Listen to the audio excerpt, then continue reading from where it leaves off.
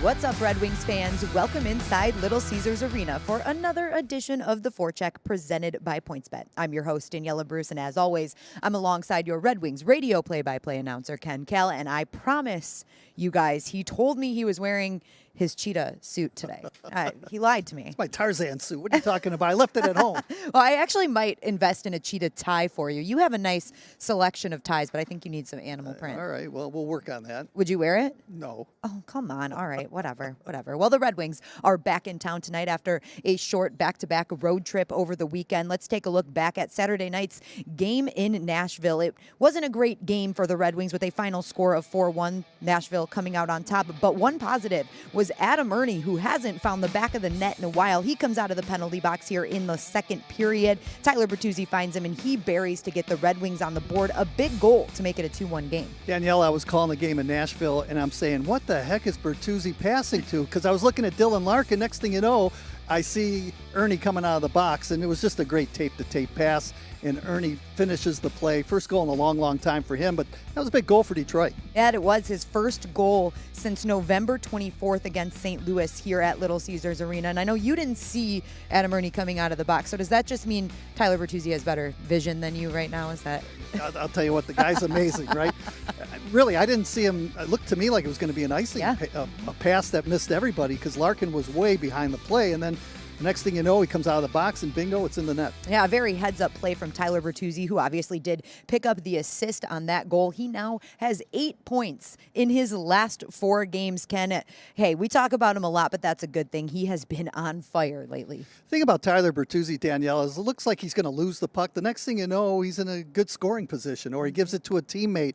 He just never stops working. He's always going north on the ice, and he manages to make something out of nothing almost all the time out there on the ice. But what a season he's having, and he's been a really big cog in the Red Wings arsenal this year. Ken, this morning, Coach Blashill addressed the media after morning skate, and I asked him about what they have to do to get back on track tonight against Chicago, and he said they really don't need to do anything all that much different. They played well in Nashville. He thought they could have actually won that game despite the score being 4-1, and then that Dallas game slipped through the cracks in the final minutes. Yeah, I agree wholeheartedly with that because I thought the Red Wings should have gotten the 2 points in the Dallas game. Certainly had more jump, and really the better the scoring chances. It was disappointing that they did lose that game to the Stars, and up until that goal by Forsberg that made it 3-1 Nashville, the Red Wings were really in that hockey game, and as I mentioned, Ernie with that big goal that kept the Red Wings in the game. So overall, I think the team's just playing well. They're picking up points even though they lose games in overtime. They're still picking up points. Just got to stay away from those regulation losses. A quick injury update for all of you. Gus Lindstrom left Saturday's game after playing just 4 minutes and 8 seconds, and he did practice yesterday and participated in morning skate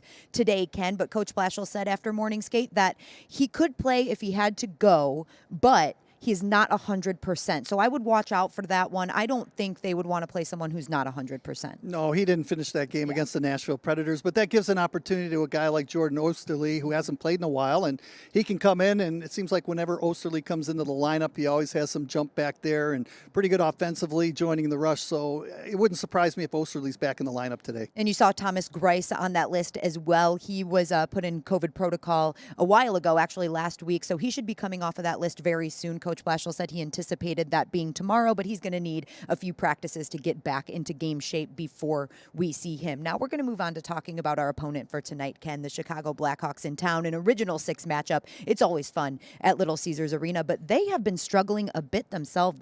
They've dropped their last 4 games, including Monday night, a 2-0 loss to the Colorado Avalanche. And they've only scored 6 goals in their last 4 games, which is pretty incredible when you look at the list of players that are on their roster. Patrick Kane, Alex DeBrincat, Seth Jones having a big year.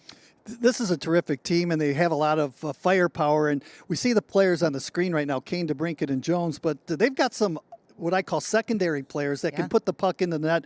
Kubalik's one that always seems to play well against Detroit. He has 6 goals, 7 points in 11 career games against Detroit. He's one of the guys that you can take a look at offensively. And then also back on the blue line, Murphy's been terrific back there.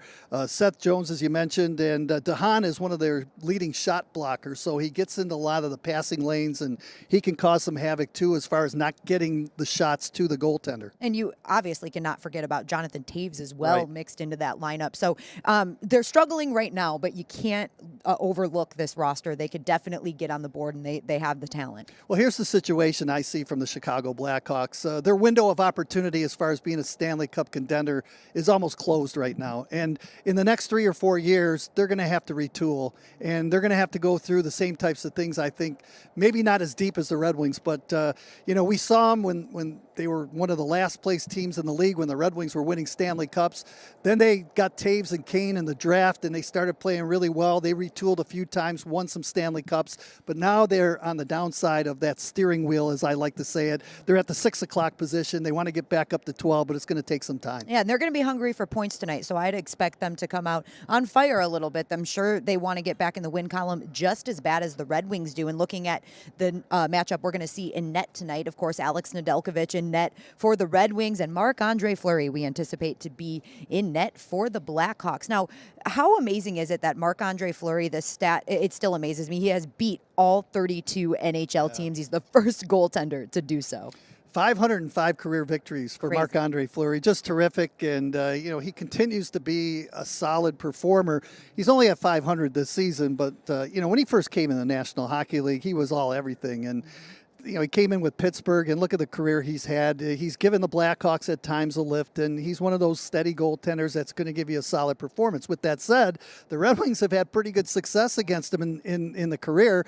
He's only has a .896 save percentage against Detroit, and I think his record is 11-9-1 or something to that effect. So the Red Wings have had good games against one of the top goaltenders right now in the NHL. And of course, Alex Nedeljkovic on the Red Wings side has really done a good job of keeping his team in games and coming up with big saves when he needs to. 7 straight starts now for Alex Nedeljkovic, and he's been a workhorse for Detroit. And, he really had to pick up his game because of the COVID protocol that Thomas Greiss is on, so he's going to start.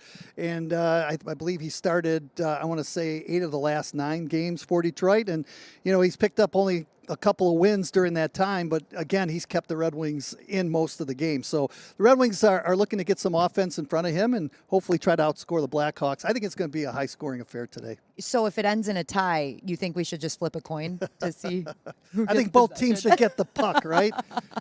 Don't get Ken started. If you want to talk to him about overtime rules in other leagues, just hit him up on Twitter, you guys. He's got all day. He's ready to talk to you. But for all of our betting friends out there, make sure you download the PointsBet app if you haven't already. And they have a great offer this weekend. You can place a $20 bet on any NFL Conference Championship game this Sunday and receive a $20 free bet to use live on that game. And of course, you can bet on tonight's Red Wings game. The Red Wings are at a -1.5 heading into the matchup with Chicago, and the over-under is set at 5.5. But perhaps the best part about the game tonight, Ken, is this little snow globe that we're giving away here at Little Caesars Arena. So you got to get here early if you're coming down to the game. Shake it up, a nice hockey town, and a big thank you to DMC for giving us these snow globes. I'm looking for Santa Claus. Remember in the movie Santa Claus, the Santa Claus or whatever? Yeah. Every time that he shook the globe, Santa Claus would be around, right? Yeah, So it was his way to communicate with his dad, right? Exactly. Yeah. I love it.